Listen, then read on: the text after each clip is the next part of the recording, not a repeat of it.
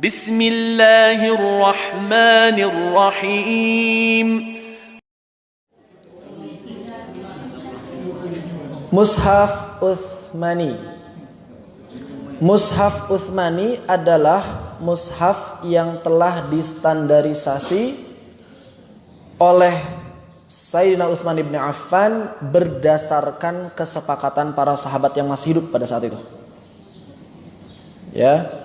Sebelum mushaf Utsmani ada, bagaimana? Sebelum mushaf Utsmani ada, maka para sahabat menuliskan mushaf versi bacaan yang mereka terima dari Nabi masing-masing.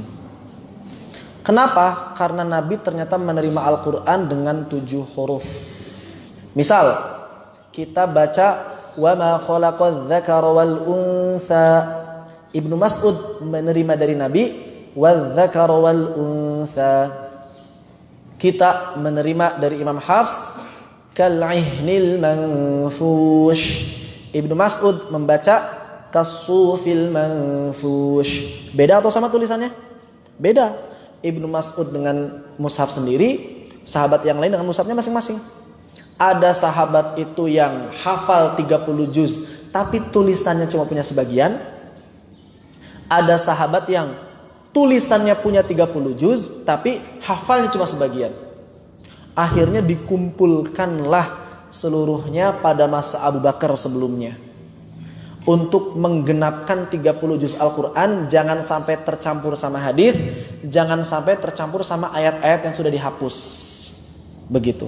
Udah jadi 30 juz, tapi Abu Bakar tidak melarang baca dengan versi manapun. Silahkan. Pada masa Sayyidina Utsman bin Affan terjadi perluasan wilayah. Udah jauh, udah di luar Arab. Sampai ke Irak, sampai ke Uzbekistan, sampai Kazakhstan. Nah, daerah-daerah yang jauh dari Arab ini kemudian kan belajar dari orang yang berbeda. Ada yang belajar dari jalurnya ke Imam Ali, belajar dari jalurnya ke Ibnu Mas'ud, dari jalurnya Utsman bin Affan. Bacanya beda-beda. Yang satu kal-ihnil manfush, yang satu kasufil manfush. Ketika mereka saling tahu apa yang terjadi, ghirahnya para tabi'in itu kan besar-besar. Kalau ada perbedaan sedikit dianggap sesat, bid'ah. Maka terjadi peperangan di antara para tabi'in. Yang menjadi saksi adalah Hudzaifah. Hudzaifah akhirnya kembali ke Madinah buru-buru. Wahai Sayyidina Utsman, terjadi fitnah, maka satukanlah Al-Quran, satukanlah Al-Quran. Oleh karena itu disatukanlah Al-Quran pada masa Utsman bin Affan. Berdasarkan apa? 2. Yang pertama, bacaan yang paling banyak diamalkan sahabat. Misal, kal ihnil manfush, kal ihnil manfush, kal ihnil manfush, kasufil manfush satu orang. Ini kal ihnil manfush. Yang ditulis yang mana? Kal ihnil manfush. Di sini wa ma khalaqadz dzakara wal untha, wa ma khalaqadz dzakara wal untha. Dari sahabat senior, para qori. Di antara para qori yang dikumpulkan itu adalah Utsman bin Affan sendiri, beliau qori. Ali bin Abi Thalib, ketua panitianya Zaid bin Thabit, kemudian Ubay bin Ka'ab, Abdullah bin Mas'ud, dan para sahabat qori yang masih hidup. Sekitar 50-an qori. Jadi enggak semua sahabat Nabi itu qori. Enggak semua sahabat Nabi qori. Yang paling populer cuma 5. Utsman, Ali, Zaid, Abdullah bin Mas'ud, dan Ubay bin Ka'ab. Ini paling populer. Qori paling besar sahabat, cuma 5. Begitu. Pada saat itu kemudian Zaid mengumpulkan para qori dan menilai dari 2 sisi. Yang pertama dilihat dari bacaan yang paling banyak diamalkan. Adapun yang kedua, kalau bacaannya seimbang atau misalnya dari 10 qori yang datang itu ada 9 bacaan, enggak ada yang mayoritas, susah. Maka bagaimana? Dicari bahasa Quraisy. Dicari bahasa Quraisy. Ini buyut, ini biyut misalnya. Ditulis ba, ya, waw, ta. Tulisannya sama atau beda? Tulisannya sama, tapi cara baca tetap beda. Maka sebetulnya mushaf Utsmani itu nanti juga masih menimbulkan masalah dalam artian enggak tuntas persoalannya di mushaf Utsmani. Intinya Sayyidina Utsman bin Affan itu adalah menyatukan bacaan yang masih berbeda-beda dalam apa? Dalam sebuah mushaf yang kemudian mushaf ini disebut dengan mushaf Utsmani. Ada sekitar 7 salinan disebarkan ke beberapa tempat Namun yang jadi persoalan adalah bahwa mushaf Utsmani itu tidak memiliki tanda baca. Ini contohnya. Surat apa ini? Surat cinta? Surat Al-Quran, betul.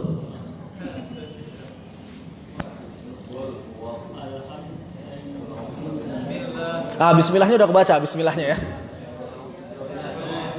An-Nas, tuntas, barakallahu. Ini surat An-Nas ibu-ibu ya. Bismillahirrahmanirrahim.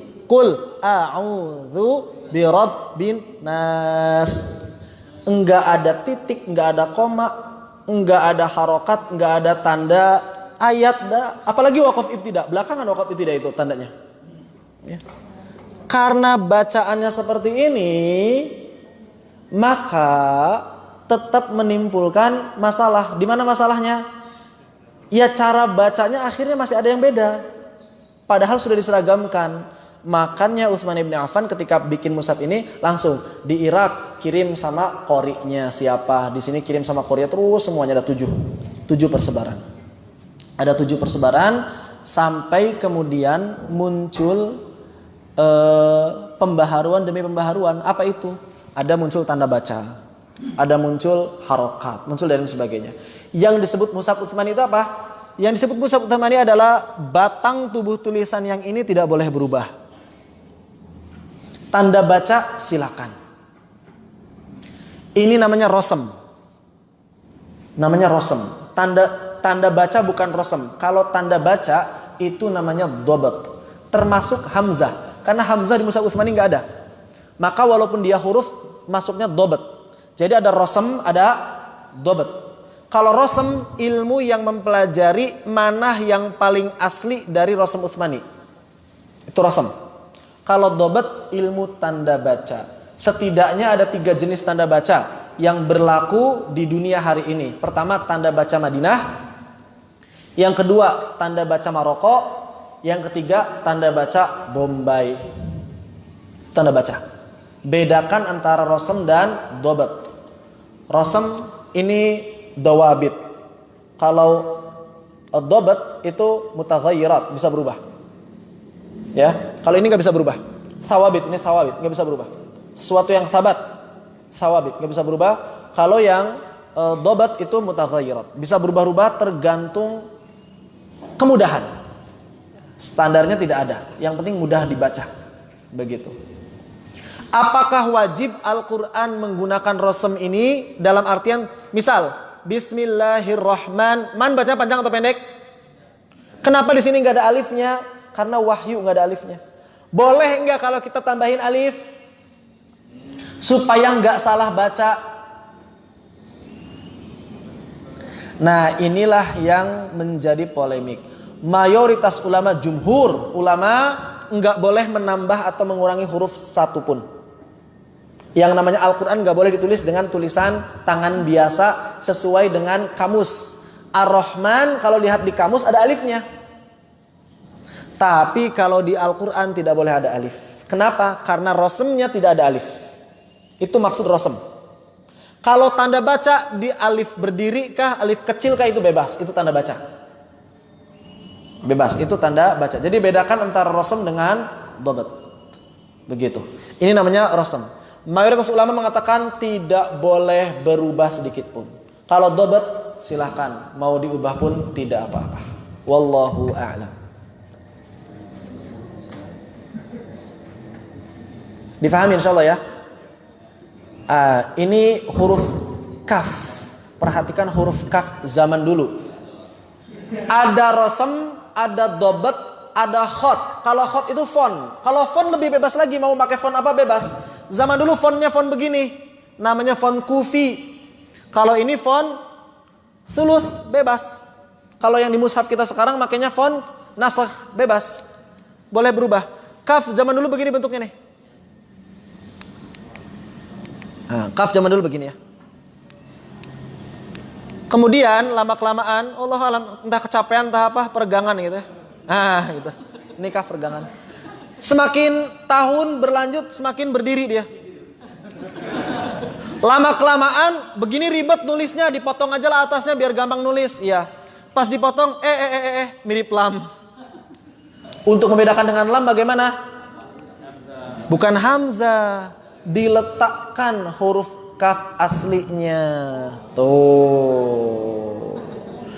Cuma karena huruf kaf aslinya ini terlalu ribet nulisnya, akhirnya dipersingkat.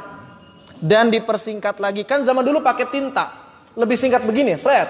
Daripada nah, lebih singkat. Begitu nulisnya, lebih singkat. Ini kaf, ini lam, untuk membedakan kaf dengan lam. Begitu. Iya, itu cikal bakalnya itu. Kalau hamzah, ini kalau hamzah, siapa yang menemukan? Al-Khalil bin Ahmad Al-Farahidi. Akhir abad ke-2. Akhir abad ke-3 berarti ya. Abad ke-2, akhir abad ke-3. Akhir abad ke-2, awal mau masuk abad ke-3. Dipotong. Nah, begitu. Ini hamzah. Jadi zaman dulu nggak ada hamzah-hamzah ini. Hamzah-hamzah ini adalah untuk menunjukkan bahwa ini bukan alif tapi hamzah. Jadi hamzah ini dobet masuknya. Dia bukan rosem. Mau ditulis atau enggak sama saja. Yang penting rosemnya ada alif. Alifnya nggak boleh dihilangkan. Mentang-mentang ini kan zaman dulu alif karena nggak ada hamzah. Ya udah sekarang alifnya hapus saja, nggak bisa.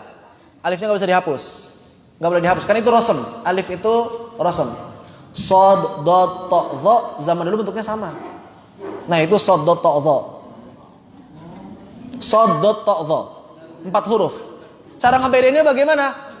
Konteks. Makanya zaman dulu itu mushaf tidak berdiri sendiri kecuali ada orang yang hafalnya. Jadi kalau kita belajar sendiri pakai mushaf nggak bisa. Karena kita nggak tahu ini sod, ini dot, ini to atau dho. Untuk membedakan apa? Dipanjangkanlah yang to dengan dho. Ternyata masih kurang juga. Tambahin tik. Zaman sekarang masih kurang juga. Ditambahin warna buat tajwid. Ya kan? Tapi tetap aja masih banyak yang berantakan bacanya. Begitu. Begitu ya. Domatain. Zaman dulu tulisnya un. Ajrun. Sami'un. Lama kelamaan unnya dibalik. Nah begitu.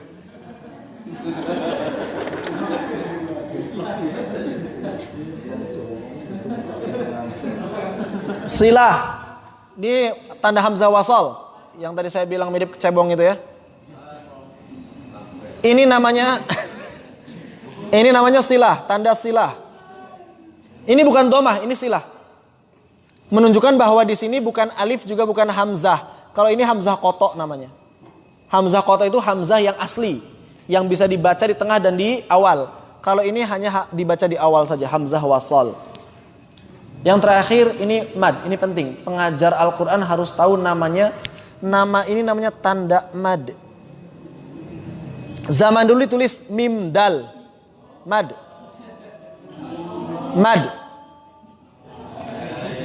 Untuk mempermudah penulisan, kepala mimnya dihilangkan. Tapi karena kurang indah akhirnya diperindah. Nah begitu.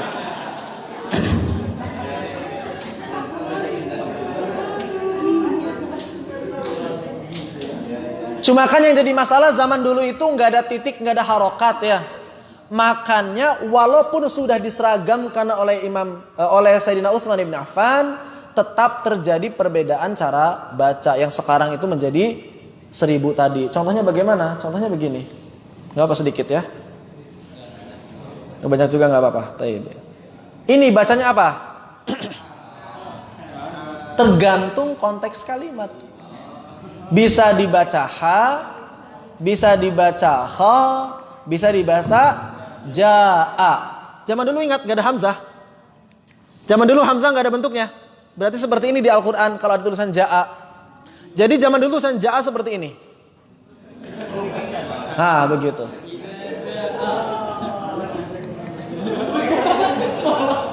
Hah?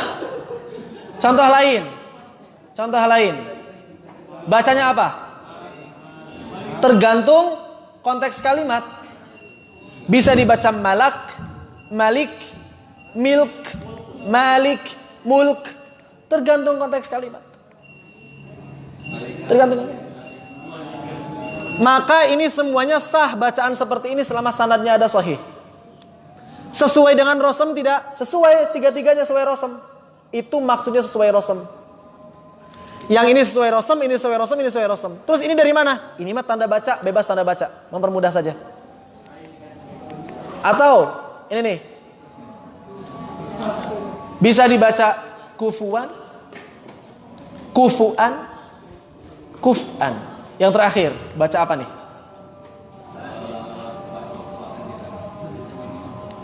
Silakan, coba bacanya apa?